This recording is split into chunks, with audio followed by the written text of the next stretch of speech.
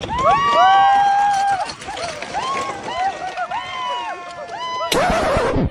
that's me. You're probably wondering how I ended up in this situation.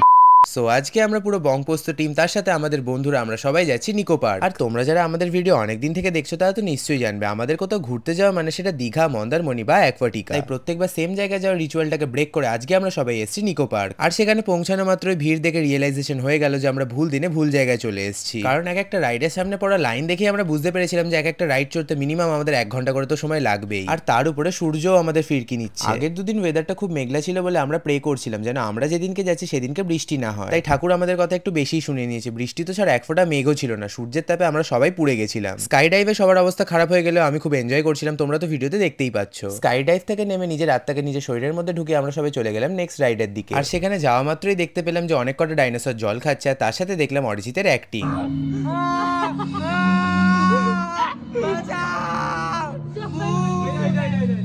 এই রাইডটা তো চড়া complete হয়ে গেল, তাই জন্য আমরা সবাই চলে গেলাম রোদের মধ্যে লাইন দিতে আর একটা রাইডের জন্য। স্মাইল প্লিজের ব্যানার দেখে আমাদের নিজস্ব ডাইনোসরটাও হাসতে শুরু করে দিয়েছিল। তো এই রাইডটার নাম ছিল সাইক্লোন। রাইডটা যখন শুরু হচ্ছিল আমরা সবাই খুব এনজয় করছিলাম, তারপরে বুঝতে পারলাম যে সবাই কেন চিৎকার করছিল। আর তোমরা জাস্ট দূরে ওয়েট ওয়াইল্ডের ভিড়টা দেখো, আর এটাও দেখো যে আমি কতটা ডেয়ারিং। এই রাইডে কেউ ভিডিও করেনি, একমাত্র আমি ভিডিও করেছিলাম। ওটা আলাদা ব্যাপার, যদি ফোনটা হাত থেকে পড়ে যেত তাহলে আমার গল্প হয়ে যেত। যাই হোক, দেখা হচ্ছে নেক্সট পার্টে।